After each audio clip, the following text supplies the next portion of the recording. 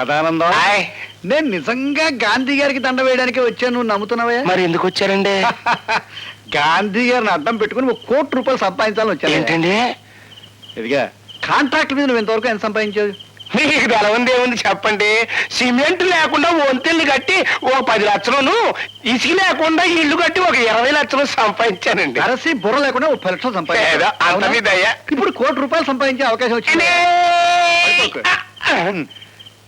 Jal Ganga project central government sanction ఇస్తున్నారన్న విషయాన్ని ఢిల్లీలో ఫైల్లో నేను స్వయంగా చూశాను. ఆ కాంట్రాక్ట్ మనకి వస్తుంటారా? సరుకున్న మినిస్టర్ తో నువ్వు ఈ మాట అంటున్నావు అంటే నువ్వెంత తెలివి తక్కువడో నాకు ఇప్పుడు అర్థమవుతుందయ్యా. చూడు, ఈ విషయం పేపర్లో వచ్చిందంటే తూములు కంపెనీ వాళ్ళు రేట్లు పెంచేస్తారు, కానీ నువ్వు ముందే తూములు కొనేసి రోడ్ల పక్క పడే. దాంట్లో ఉన్న బాధ మీకు ఏం తెలుసు చెప్పండి. బిల్లులు లేకుండా తూములు కొని ఒక్కొక్క తూముని లారీ మీద అక్కడ చేర్చాలి అంటే చేతిలో ఉన్న 30 లక్షలు వదులుకున్నట్టే.